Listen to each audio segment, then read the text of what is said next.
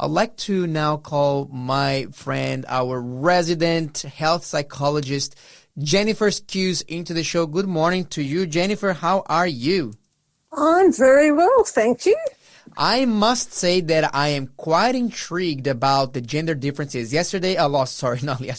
Last week we had such an interesting conversation about masculine or typical masculine/feminine traits, Right. and how they affect relationships and how we can be aware of them, so that we can avoid the two pitfalls of either being overly sensitive or undersensitive.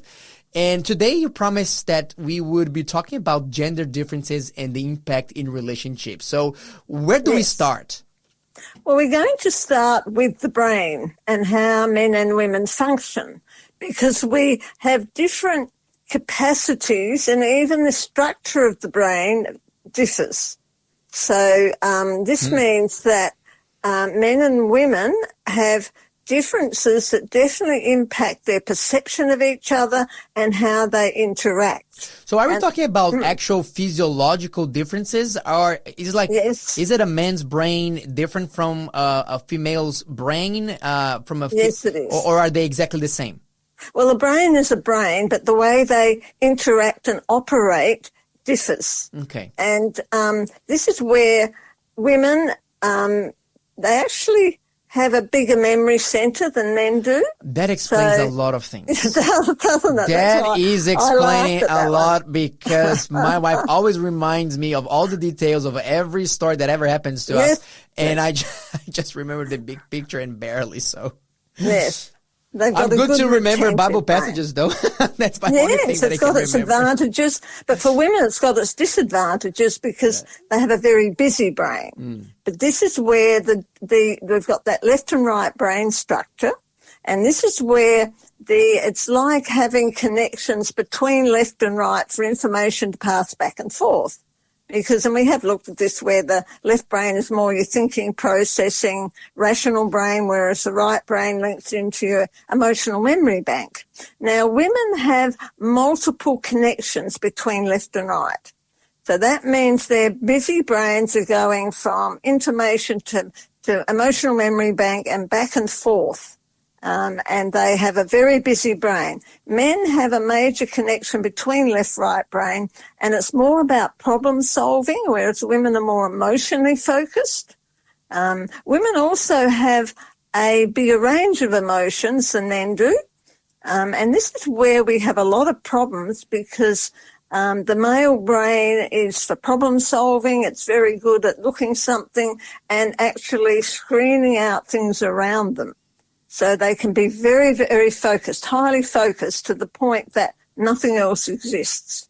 And if you watch a lot of men in the TV, they get the remote and they're scrolling through channels, and you talk to them and they don't hear you. Or they say, "What did you say?"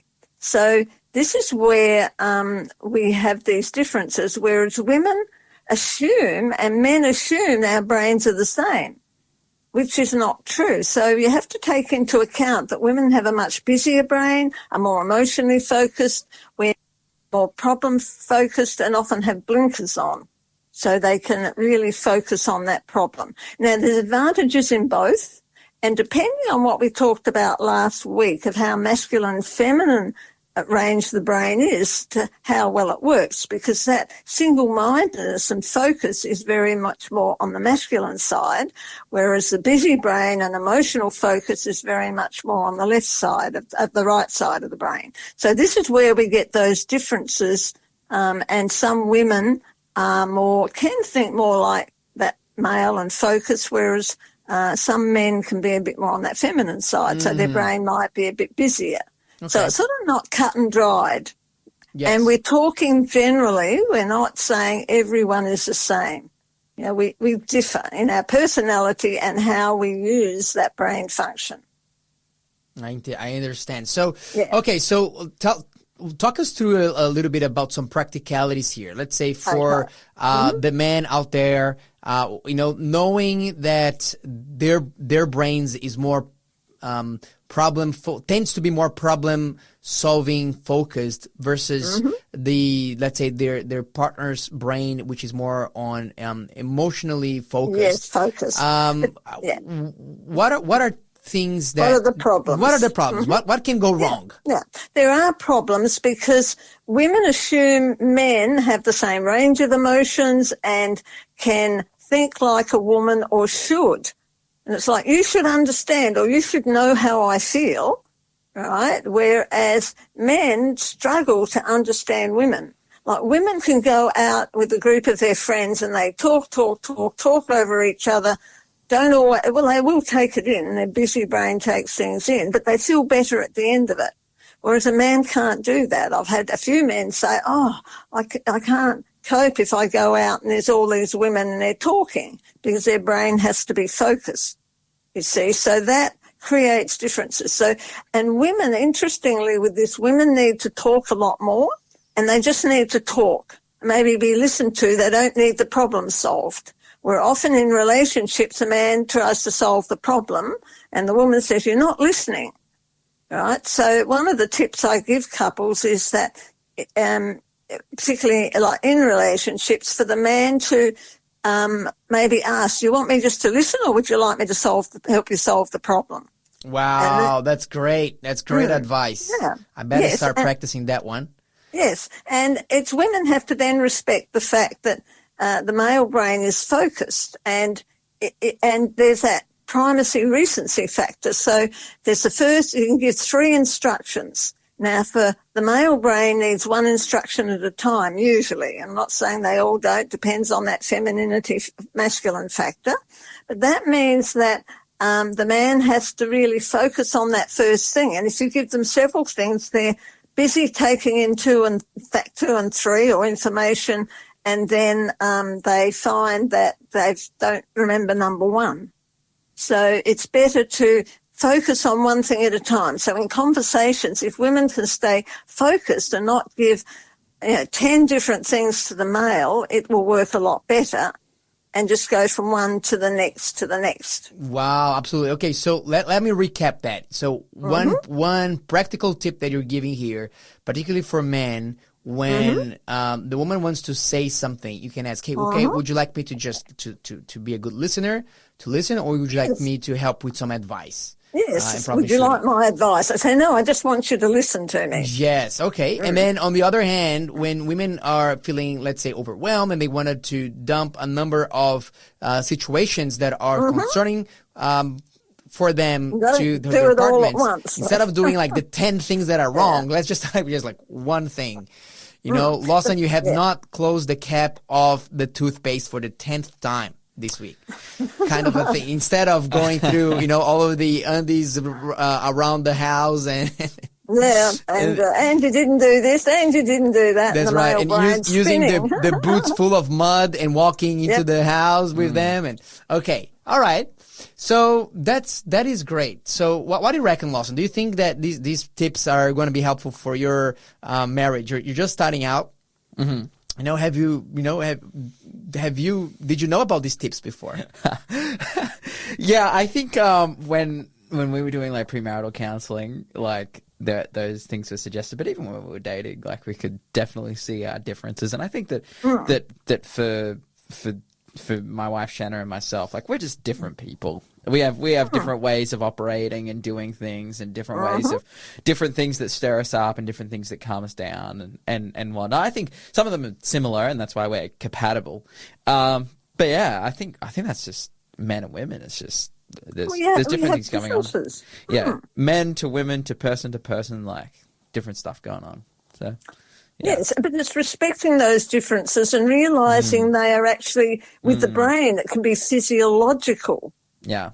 It's not that person is being difficult, it's the way the brain operates. Yes. So interesting. It's not personal. That is very interesting. And I think that should give us all more, patience and understanding towards one another, saying, hey, look, each of our brains are wired differently, so we need to learn how to work within this framework of differences. So, Jenifer, are there any other differences that you believe we should be aware of so we can, live more harmonious relationships? Another difference that I find interesting that is helpful is that women are more sensitive to touch. And there's a chemical under the skin that is stimulated that relaxes with touch. Men generally have less of that chemical, so touch isn't as important to them. But it's not that they don't like touch necessarily, but women love the touch factor. Now, I'm talking generally now, most women and most men. So for a woman, this is where in a relationship, with touch being important, if the man understands that, he can make sure he provides it.